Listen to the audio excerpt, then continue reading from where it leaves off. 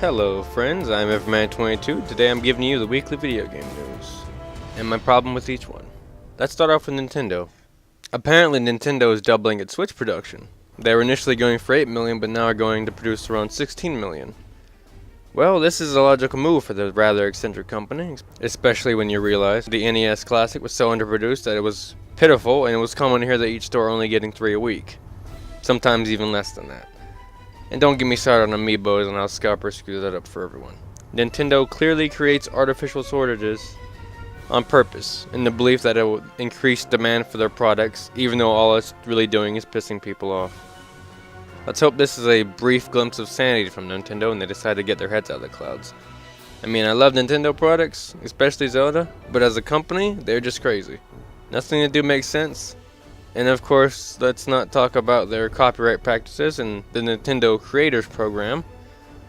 Let's hope content creators can make their Zelda Breath of the Wild reviews on YouTube without getting it claimed. But enough about that. Let's go on to other news. Apparently Capcom is remastering the Disney Afternoon Collection with 6 1080p retro games. The list includes Chip 'n Dale Rescue Rangers 1 and 2, DuckTales 1 and 2, Darkwing Duck, and Tailspin. They should also come with a museum gallery, boss rush, and Time Attack modes. My only problem with this is that the bundle costs $19.99. For $19.99 I could buy so many more recent games that would have way more content for 20 bucks. That's about 4 Steam games that cost 5 bucks each, and there's a lot of those. Now you could talk about value when it comes to 6 games over 3, but you could also talk about the value of the amount of hours it takes to finish the game.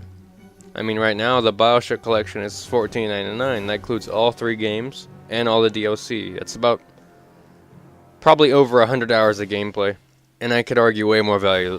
I would have preferred it to be $10 to be honest, especially considering it's essentially a remaster of a remaster. Though it is cheaper than what Nintendo is charging for NES ROMs, which are ROMs and have no added feature, by the way. They're charging $5 a piece for them. I guess it depends on how much effort the teams put in this remaster. I suppose we'll see, won't we?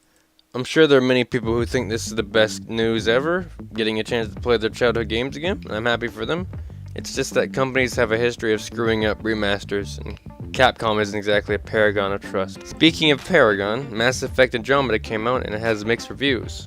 I'll be honest, I'm still hopeful for the game.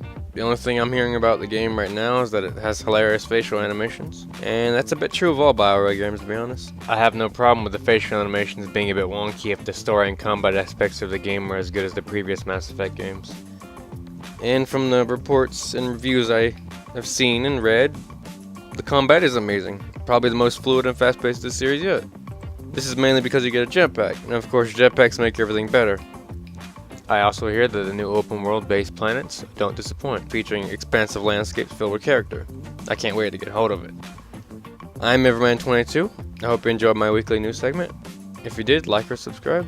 I hope you all have a nice day.